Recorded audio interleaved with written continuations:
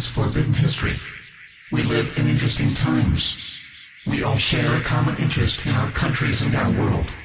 We show a temporary interest in space as new and unseen information and discoveries are shared, then that interest is incorporated into day-to-day survival. I would like to share with you information regarding the Moon and our solar system. This information was shared with me by Andromedan cosmonauts. It is my hope that I can only add to the information and hidden revelations. As I have been reminded by my friends from Andromeda, we all have a piece of the puzzle. I offer this perspective as a piece of that puzzle. It is not my wish to detract or prove anyone incorrect. I myself have taken this information with the understanding that it is just a small part of a larger drama playing itself out in our backyard and on our home, Earth. This information was given over a period of contacts, both physical and telepathic. The following is the Andromedan perspective of our Moon. Our Moon has an atmosphere comparable in many places to that of Earth. In many of the large craters on the visible and the hidden side, the atmosphere is said to be denser than sea level on Earth. Our Moon has a small egress at its north pole, and the crust is thinly shelled in places. It is only 21 miles thick in some places, and 35 miles in others. We've been told that our Moon is dry. 1,000,000 times drier than the Gobi Desert. According to the Andromedans, it all depends on where you are. They say the hidden side has many large underground lakes, huge in size. The irrigation and terraforming is occurring on the hidden side on the surface, but is occurring underground on the visible side to hide the agenda. Apollo 15 discovered and took pictures of water vapor clouds that appeared from the hidden side.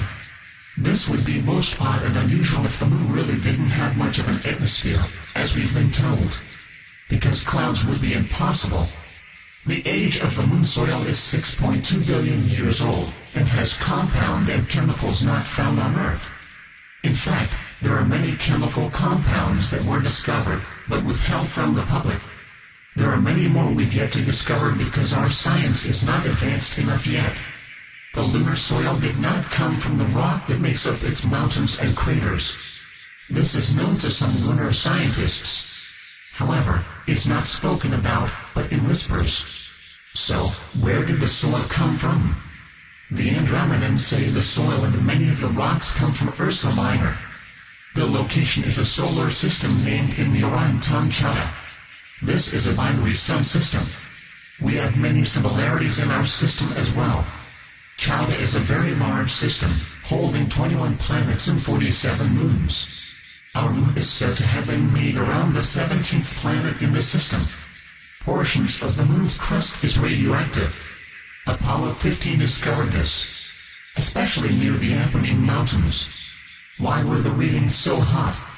The Andromedans have said it's because some nuclear waste was brought up there to be reused as a fuel supply for the spacecraft that the world government has built. However, many of the ships that use nuclear fuel are obsolete now. So, how was the Moon brought here? It was, I'm told by the Andromedans, put into the tail of an asteroid which brought it into our solar system. This same asteroid circles our part of the galaxy every 25,156 Earth years. The Andromedans have said that our Moon has been inhabited periodically in its history for 1.8 million Earth years. The Moon is hollow. It contains huge underground facilities built by ETs and later humans from Earth. There are 7 openings into the Moon's crust and the underground bases. Conservative scientists have wondered why so many craters seem so shallow, despite their size. The Andromedans say it's because much of the surface was built on top of a metallic shell of a circular space crest, or a war carrier, as the Andromedans describe it. An example of a shallow, but large crater would be the crater Gagarin. This crater is roughly 185 miles across, but is only 4.5 to 5 miles deep. Based on the impact and size across the crater's length on the surface, the depth should be 4 to 6 times that deep. In fact, all the craters are the same. They are too shallow. They defy known science. Many of the craters have been artificially created. The Andromedans have said that many of the craters on the far side were in fact domed cities at one time and that they were destroyed during a war that goes back 113,000 years. Many were used as domed cities and other larger craters were used as spacecraft hangars capable of housing 200 craft. The surface bases consisted of 9 domed cities which would be equal to a small city. Small lakes or ponds were scattered along the surface. The remains of these domed structures were discovered by NSA astronauts, Russian astronauts, and the NASA Apollo astronauts. The true military complex of the Moon is now underground. Entrances to this alien and human base is at both poles, the Taurus Mountains, Jules Verne crater on the far side, and Archimedes. These are the original entrances. The Black government has created more openings and is currently expanding the underground complex. The expansion is for the operation of private scientific and military agendas for the world order. The Andromedans also state that it was a military outpost until it was needed in our part of the galaxy to end a rebellion that was taking place. The personnel consisted of reptilian, half-human, half-reptilian, and those who would be known as humans. Many of the original structures on the surface of the Moon were destroyed during what the Andromedans refer to as the Black League conflict. This was a battle fought by humans of different systems that formed a secret alliance and fought the tyranny of the Orion Empire. Continuous destruction occurred on one side of the Moon as it was being transported here by space debris. The side that suffered the heaviest destruction is the visible side we see. The destruction was caused by particle beam weapons when our Moon was located in the orbit of Maldek, now a destroyed planet. Our present Moon was one of 2 moons that orbited it. The second moon, I'm told, is the moon Phobos. It also has ruins on it, as does Venus, which was a moon of Uranus. Uranus is abundant with plant and mammal life. The glass that is abundantly spread over the moon's surface came from the domed cities that were once on this war carrier. I would like at this point to explain how the moon is supposed to have gravity. Now this is Andromedan science and it flies in the face of our own science. But regardless, here is the Andromedan reasons for the Moon having gravity. Our Sun produces a highly penetrating radiation in the electromagnetic spectrum. This frequency is approximately 1 trillion cycles a second. This frequency is located between the lower portion of the infrared and radar band. It is this radiation from the Sun that causes gravity, not the planet's rotation. I will explain more of this when I address the Hollow Earth. The Andromedan science claims that any planetary body that is 29.3 miles in size and is exposed to a sun is capable of a gravity field, even if it is not rotating on its axis. The Andromedans have related the following series of events to me. They have said that this information has been recorded. I have not seen this yet. So, I'm relaying this information to you, the seeker in faith of its accuracy. Upon arriving on the surface of the Moon, the NSA astronauts, together with their tour guides, the Greys, were taken to the underground facilities where the remains and skeletons of reptilian-like beings and human beings were found. Also, old Orion technology was discovered. This location has been identified by the Andromedans as underneath the crater named Jules Verne. The Andromedans say the size of this facility hidden under the hidden side of the Moon is approximately the size of New York State. These huge underground facilities contain large lakes, plant life of Earth, alien form manufacturing machinery, food storage facilities, and spacecraft hangars. Also, alien writing is to be witnessed on the walls in the hallways. The NSA astronauts also were shown 8 vaults that were sealed, but information regarding their contents has not been disclosed to me. Artificial terror environments are being created all the time to house and support hand-picked personnel by the world government. The human leader of the space or facility is called Mr. Secretary. The Moon now houses approximately 36,719 human beings from Earth, a small colony. Only Aryans by birth. According to the work that is being done above and underground to expand the facilities, the Andromedans foresee a population of 600,000 in the very near future. Much contact is taking place on the Moon between regressive aliens and World Order humans.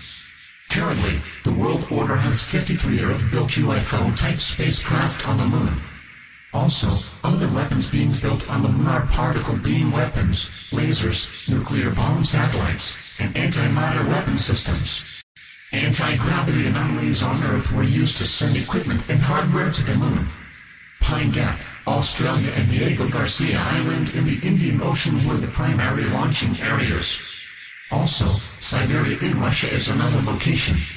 There is an atmosphere on the far side of the Moon being created on the surface for extended habitation.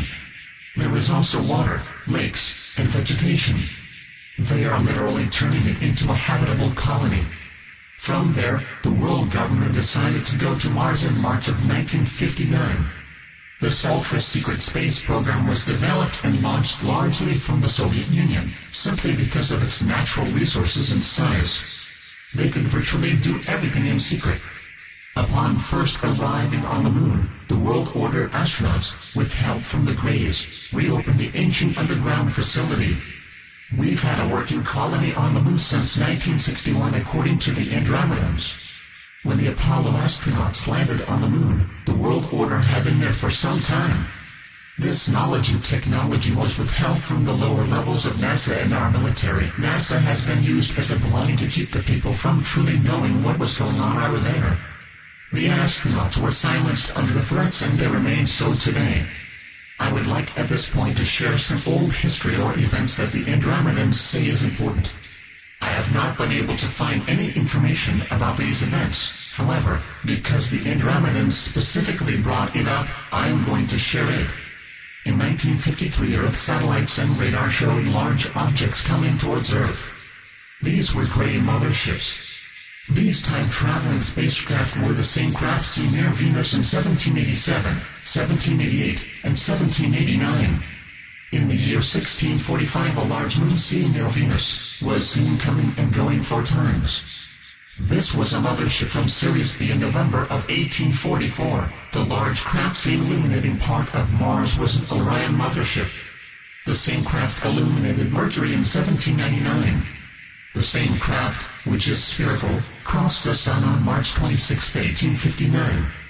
On the eclipse of July 29, 1878, the 2 large glowing bodies seen between Mercury and Venus were Pleiadian and Andromedan motherships, moving through a part of the galaxy. In 1783 and 1787, the large bright lights that were seen on the Moon were not volcanoes. They were Pleiadian motherships, the creation of a self-rule government. The first on Earth. America. In the month of February, in the year 1894, the object photographed striking a huge black object was a carrier craft from Alpha Draconis. On April 4, 1892, the craft that crossed the surface of the Moon was not a large bird, it was a craft that looked like it had wings. It was a craft from Alpha Draconis. This same ship was last in the solar system on January 27, 1912. Ladies and gentlemen, this time in which we now live is and will be known in our future as the end of the innocence. We, as a planetary race, must commit ourselves to the idea that truth must survive. We have major challenges to face, and whatever is the truth, we must do all that is necessary to stick together. We have been torn and tattered, we have been betrayed. But please, let's not give up on each other. We are capable of being heroes. We can save the world and our freedom. We must believe in each other and in ourselves.